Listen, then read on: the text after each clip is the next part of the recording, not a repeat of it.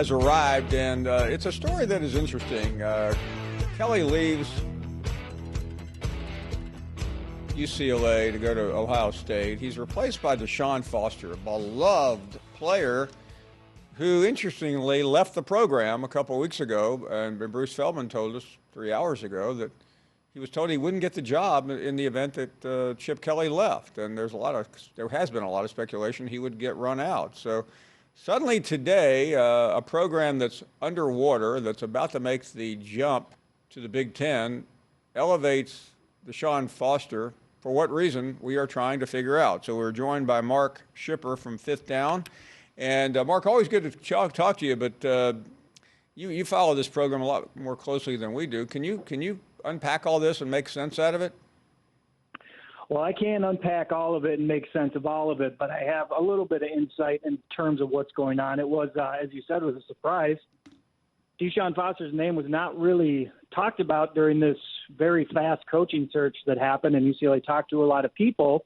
I was hearing many things and some fairly advanced talks with some people, and then woke up today and DeShaun Foster was the head coach. So part of what's happening is UCLA is in a little bit of a tight spot for the next few years. And what I think is going on here is, well, there's an opportunity to give DeShaun a shot, a UCLA legend who's been in the program for a while, as a coach as well, but also there's a assistant coaching situation. Chip Kelly's guys are signed up to contracts. The buyouts probably were not going to happen. So whoever came in to coach was going to be saddled with the coaching staff.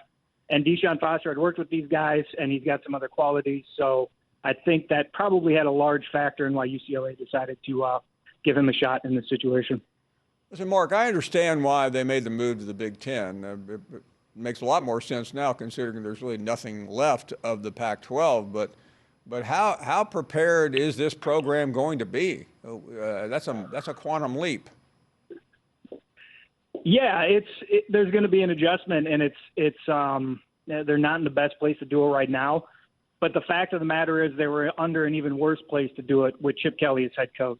For people on the outside looking in, Kelly's relationships outside of the football building with his coaching staff, coaches like Kelly. Kelly's name is good in coaching circles.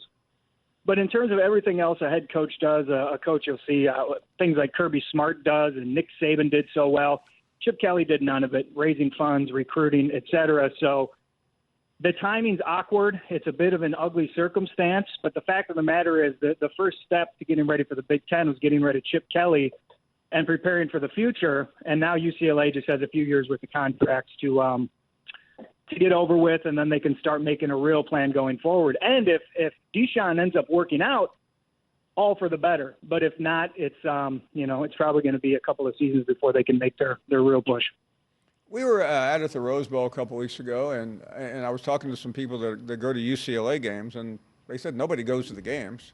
So right. I'm really, maybe having some Big Ten marquee schools pop into the Rose Bowl, it might help that. But is this program DOA, or do you think Foster at least can generate some money, some excitement to give them a fighting chance?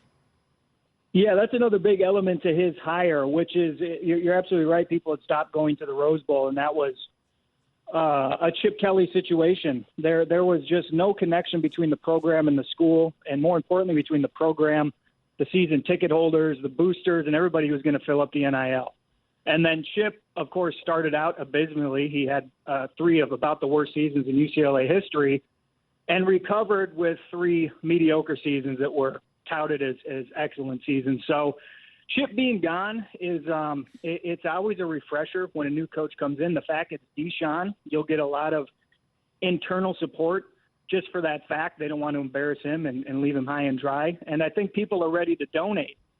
They just need a football program with a plan and a future. So another big element to this, Paul, is UCLA is changing its chancellor July 31st this year, and they're going to get a new chancellor for the first time in about 17 years.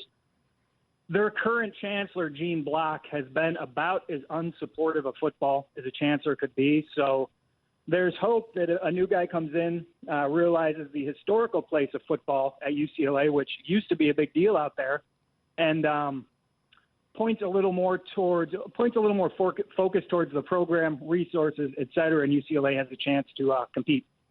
And Mark, maybe because I was just there, but that is a incredibly difficult market. You have two professional teams, the beloved Rams, and now you have Harbaugh on the other squad, and I'm not even talking about the Dodgers, which are the showcase of Major League Baseball right now, the Lakers, which are always a story. And I just don't know how anyone running that program, whether it's Foster or bringing back the ghost of Terry Donahue or Pepper Rogers, can get anybody excited. Well, they can. There's one trick to getting attention in LA, and that's winning football games. And anytime UCLA has won football games, UCLA has been supported. I want to get the year right. I believe 2014 was kind of the high watermark of the Jim Mora era. He had everybody excited. He was recruiting top 10 football classes. UCLA was winning bowl games. They beat USC 3 years in a row. In 2014, UCLA led the Pac-10, Pac-12 in attendance at something like 75 or 77,000 a game. So they were number one in the league in attendance and revenue boost, and there was a lot of excitement. And the Mora era fizzled out, and the Kelly era came in. So that's all it is in LA. You got to win, so you got to recruit some local guys, some fun guys, win football games. But you will get support in Los Angeles if you win. People turn out. Okay, well then they get to enjoy that long drive out to Pasadena from Malibu and Beverly Hills. Mark, thanks for coming on always. Great to talk to Mark Schipper, one of the most knowledgeable people on the history of college football and on this subject. We'll take a short break. Your phone calls are right around the corner.